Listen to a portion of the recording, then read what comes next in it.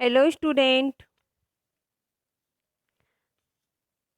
हम लोग पढ़ रहे थे हमारी पाठ्य पुस्तक ज्ञानोदय का तीसरा अध्याय, जिसका नाम था सन्यासी की सीख। तो बच्चों, इस अध्याय के अंदर हम छुआछूत और जात पात के बारे में पढ़ रहे थे कि किस प्रकार से हमें छुआछूत और जात पात नहीं करनी चाहिए और छुआछूत और जात पात जैसी कुरीतियों को समाज से हटाने का प्रयास करना चाहिए। तो छुआछूत जैसी कुरीतियों को समाज से हटाने के प्रयास में प्रस्तुत ये पाठ मील का पत्थर साबित होगा। प्रस्तुत पाठ में लेखक ने एक सन्यासी के एक तथाकथित अछूत के यहाँ रहने तथा खाने को दिखाकर समाज में भेदभाव मिटाने का प्रयत्न किया था। तो हम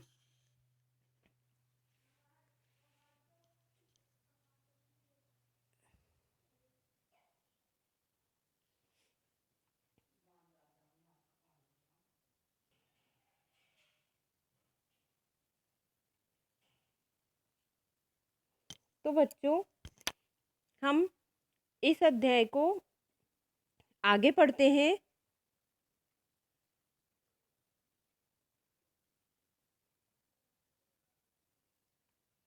तो अब तक हमने पढ़ा था कि एक सन्यासी होता है, वो आबू की चंपा नामक गुफा में देखकर उसमें रहने लग जाता है और एक गरीब उपेक्षित वर्ग का व्यक्ति उसके पास आता है और उससे अपनी कुटिया में रहने का आग्रह करता है। जब साधु उसके पास कुटिया में रहने जाता है तो लोग तरह तरह की बातें करने लगते हैं।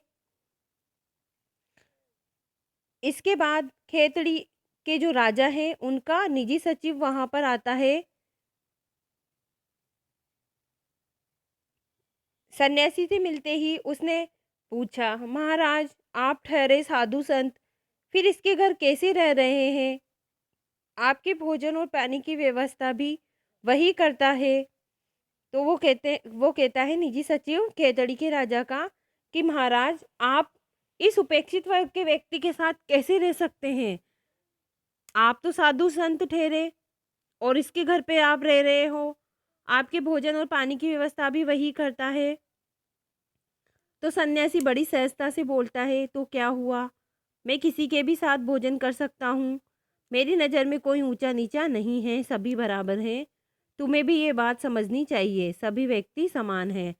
तो सन्यासी राजा के निजी सचिव से कहता है कि मेरी नज़र में सभी बराबर हैं और मेरी नज़र में कोई ऊंचा नीचा नहीं है। हम सबको ये बात समझनी चाहिए कि सभी व्यक्ति क्या हैं? समान हैं।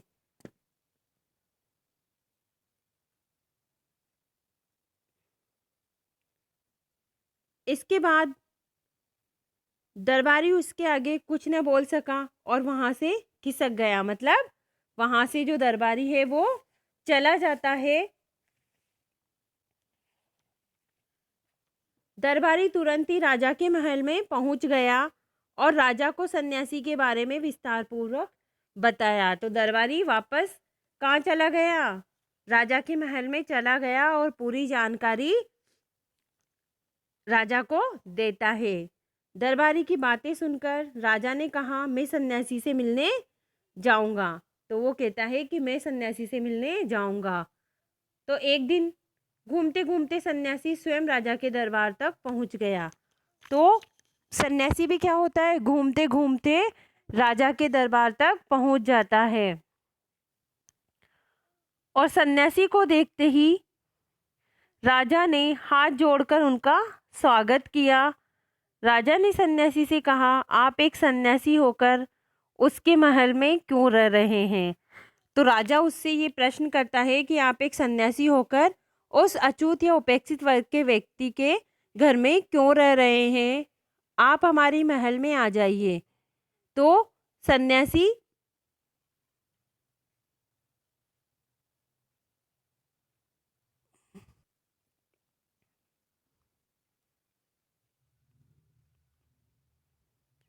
तो राजा उससे सवाल करता है कि आप उसके घर में क्यों रह रहे हैं? आप हमारे महल में आ जाइए। तो इस पर सन्यासी बोला, मैं किसी जात-पात, ऊँच-नीच को नहीं मानता। मेरे लिए सभी समान हैं, फिर चाहे वह राजा हो या भिखारी हो। तो सन्यासी कहता है कि मैं जात-पात या ऊँच-नीच को नहीं मानता, मेरे लिए तो सभी समान हैं, चाहे वो राजा हो या भिखारी हो। तो राजा सन्यासी की बातों से प्रभावित होकर बोलता है, मैं आपका दास हूँ। तो राजा राजा के ऊपर सन्यासी की बातों का प्रभाव होता है और सन्यासी क्या वो राजा क्या करता है, उसका दास हो जाता है और कहता है, मैंने आपको अपना गुरु मान लिया है, आप मुझे दीक्षा दें, मैं आपकी सेवा करना चाहता हूँ जीवन भर। तो राजा उससे इस सन्यासी से इस प्रकार की बातें करता है कि मैंने आपको अपना गुरु मान लिया है, आप मुझे दीक्षा दें और मैं आपकी सेवा करना चाहता हूँ जिंदगी भर। तो सन्यासी बोला, मैं आपका गुरु बन सकता हूँ लेकिन आपको अपना दास नहीं बनाना चाहता हूँ। मैं आपको दीक्षा दूंगा लेकिन अपनी सेवा के लिए नहीं बल्कि देश की सेवा के लिए। राजा ने कहा, ऐसा ही मैं ऐसा ही करूँगा। तो सन्यासी कहता है कि मैं आपका गुरु तो बन सकता हूँ लेकिन आपको अपना दास नहीं बनाना चाहता हूँ। मैं आपको दीक्षा भी दूंगा लेकिन अपनी सेवा के लिए नहीं बल्कि देश की सेवा के लिए। तो राजा भी कहता है कि मैं ऐसा ही करूँगा। तो सन्यासी ने राजा से उस उपेक्षित व्यक्ति को अपने महल में बुलाने के लिए कहा। वह व्यक्ति बहुत डर गया, डरते डरते वह महल में पहुंचा। तो सन्यासी ने राजा से कहा कि उस उपेक्षित व्यक्ति को अपने महल में बुलाओ। तो जब वो व्यक्ति महल में आता है तो डरते डरते वो महल में पहुंचता है। उसको डर लगता है कि क्या पता सन्यासी मेरे पास रहा तो राजा मुझे इस बात के लिए सजा तो नहीं देंगे। तो महल में घुसते ही उसकी नज़र साधु पर पड़ी। तो साधु को देखकर उसका मन कुछ शांत हुआ। तो साधु को देखते ही क्या हुआ, उस उपेक्षित व्यक्ति का मन शांत हो गया।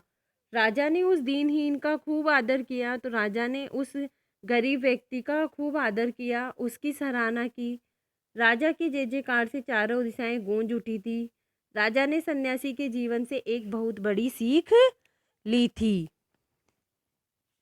तो राजा ने उस सन्यासी के जीवन से क्या की, बहुत बड़ी सीख ली थी।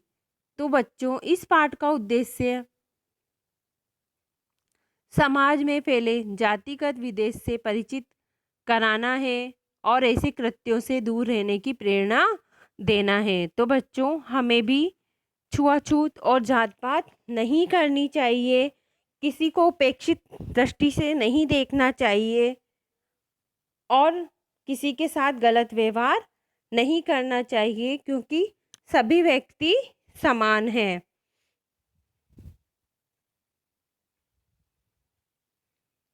और सभी को जीवन जीने का अधिकार प्राप्त है। छुआछूत समाज में एक प्रकार का रोग ही मानकर चलें जो कि लोगों को अलग अलग वर्गों में विभाजित करता है।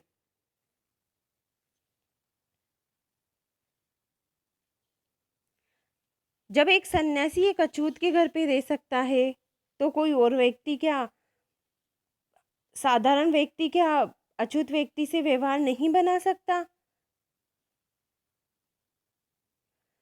जबकि अछूत तो खुद कहता है कि भाई मैं उपेक्षित वर्ग से हूँ, तो आप मेरे घर पर मैं आपके भोजन पानी की अलग से व्यवस्था कर दूंगा। लेकिन सन्यासी, उसकी सोच बिल्कुल अलग थी और वो उसी के साथ उसके घर पर रहता है और उसी के हाथों का खाना पानी खाता पीता है।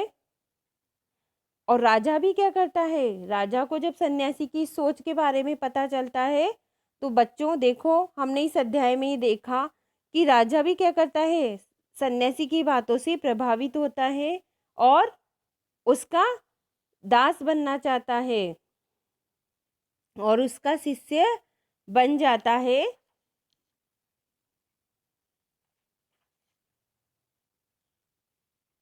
तो बच्चों, हमें भी ऐसी कुरीतियों से दूर रहना चाहिए और सन्यासी के आचार व्यवहार से नई सीख लेनी चाहिए।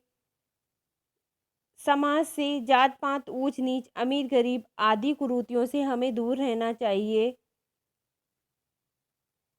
और राजा की तरह व्यवहार कुशलता तथा सद्व्यवहार अपनाना चाहिए और किसी को उपेक्षा की दृष्टि से नहीं देखना चाहिए। तो बच्चों, आज का अध्याय हमारा यहीं समाप्त होता है।